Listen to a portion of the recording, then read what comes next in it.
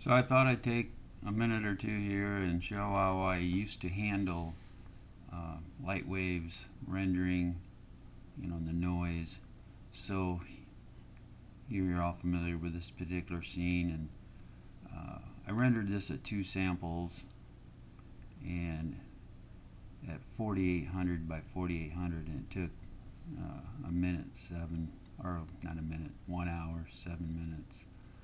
Uh, Typically, I would render it a little bit larger, probably around 6K.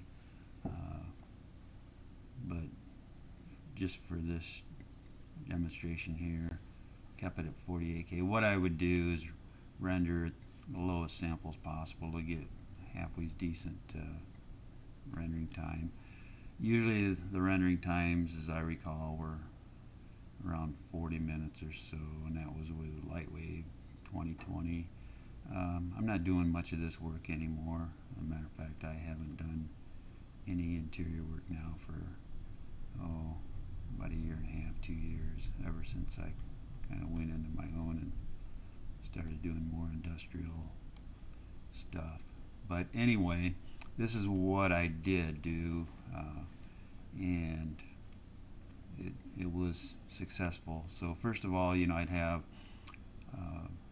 the render, and it's quite large, and you can see noise in here and all over the place.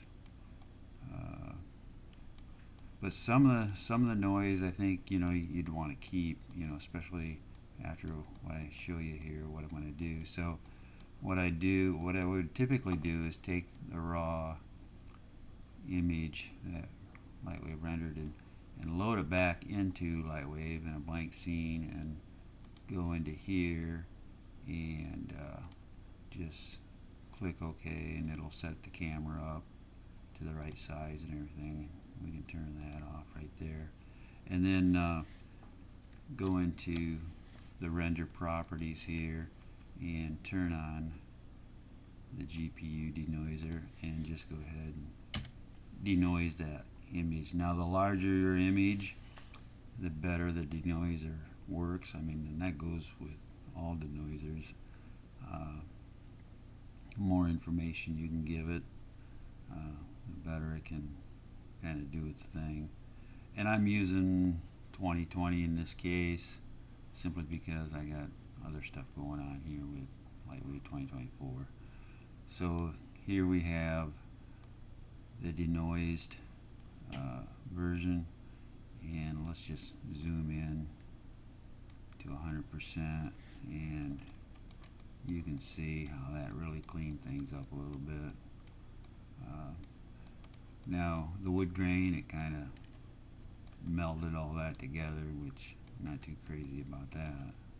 But anyway, let's go ahead and save this. Now we need to save it as a 24-bit image, so it's completely flat, and we'll just overwrite something I did earlier. Say save, and then I'm using Affinity Photo, so we bring that into Affinity Photo.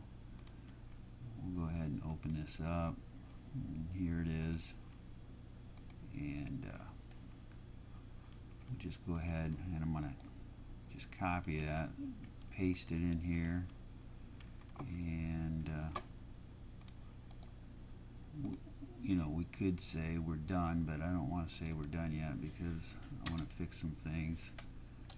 So we're going to say just denoised, whatever, misspelled it, but that's okay. And so yeah, here we have it. It's really nice, but like I said, the wood's kind of messed up. You can compare the two here. I really don't mind the noise on the wood, especially knowing what that wood actually looks like. So then what I would do is, I got these buffers, these IDs. Let's go turn those on. And you can do this in several different ways. You can use it on a per object basis, right here, per object, or per surface. I like to go through here and just do per surface. So select that, and then we go ahead and turn the tolerance to 0. And just select these various surfaces. Oh yeah, you gotta add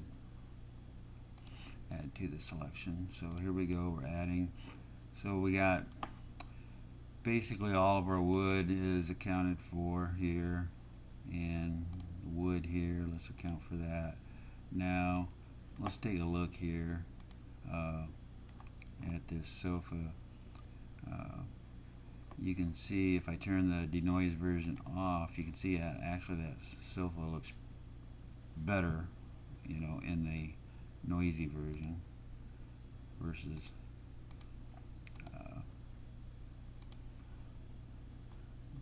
the denoise version. And also too, I think maybe that this here pot here actually looks better in the noisy version. So that's something we want to keep. So in that case, then we just select it as well. Select the handle, and now we have our selections. So what we'll do now is simply we can turn this off, turn this back on, and we'll invert the selection here, and then what we'll do is we'll just create the mask, and the wood will come back to us. You know, we'll get, you know, the wood the way I liked it, but the rest of it, and the sofa will be like we liked it, but everything else will be, you know, kind of smoothed out noise. Plus, you know, then you can you know, blend it too a little bit if you want to bring some of the noise back. So for whatever reason, make it not so sterile looking, but that's whatever you want to do. Yeah, it kind of destroys your alpha right there, so be sure and have an alpha ID too if you want to bring that back and put something in there. Actually, you could probably,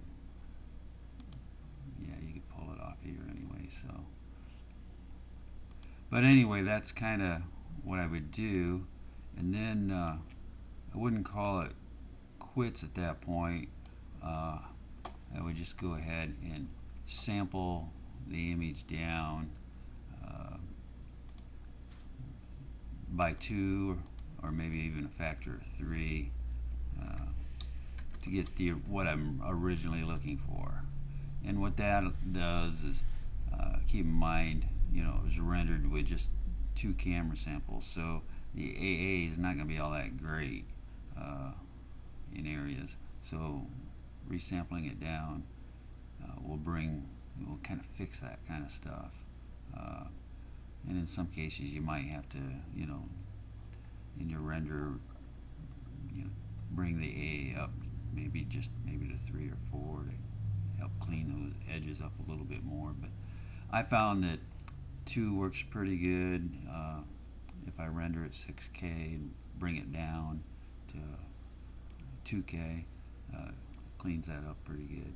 I mean, that's kind of what we used to do in the old days, back in the day, I guess. But yeah, that's kind of what I did. Fortunately or unfortunately, I'm not doing much of this work anymore, so I haven't been called upon to do this of late. So, but that's you can see right there how you can clean that up pretty nice versus that mess.